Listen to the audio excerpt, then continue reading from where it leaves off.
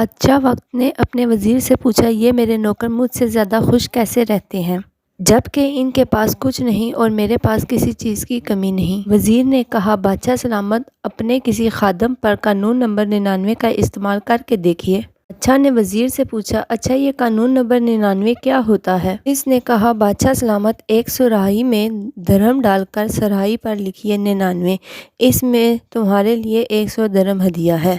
رات کو کسی خادم کے گھر کے دروازے کے سامنے رکھ کر دروازہ کھٹکھٹا کر چھپ جائے اور پھر تماشا دیکھ لیجیے۔ بادشاہ سلامت نے جیسے وزیر نے سمجھایا تھا ویسے کیا۔ بادشاہ نے ایک سراہی میں 99 درہم ڈالے اور اس پر لکھ دیا، یہ 100 درہم تمہارے لیے ہدیہ ہے۔ بادشاہ نے ایک خادم کے دروازے پر رکھ دیا اور دروازہ کھٹکھٹایا اور چھپ کر تماشا دیکھنا شروع کر دیا۔ اندر سے ایک خادم نکلا، سراہی اٹھائی اور گھر چلا گیا۔ درہم گنے تو 99 نکلے جبکہ سراہی پر لکھا ہوا تھا کہ 100 درہم۔ سوچا یقیناً ایک درہم کہیں باہر گم گیا ہوگا۔ خادم اور اس کے گھر والے سب باہر نکلے اور درہم کی تلاش شروع کر دی۔ ان کی ساری رات اسی تلاش میں گزر گئی۔ خادم کا غصہ دیکھنے کے قابل تھا۔ کچھ رات صبر اور باقی رات بک بک اور چوک چوک میں گزر گئی۔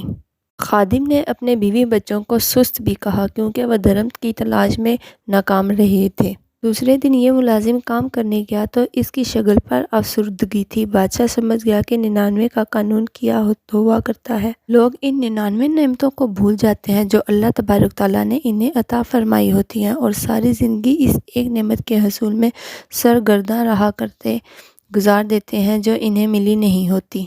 اور یہ والی نعمت بھی اللہ کی کسی حکمت کی وجہ سے رکی ہوئی ہوتی ہے جسے عطا کر دینا اللہ کے لیے بڑا کام نہیں ہوا کرتا۔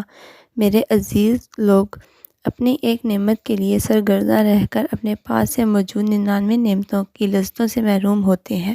اپنی 99 نعمتوں پر اللہ تبارک و تعالیٰ کا احسان مانیں اور ان سے شکر ادا کیجیے۔ اللہ ہمیں اپنا شکر گزار بندہ بنا دے۔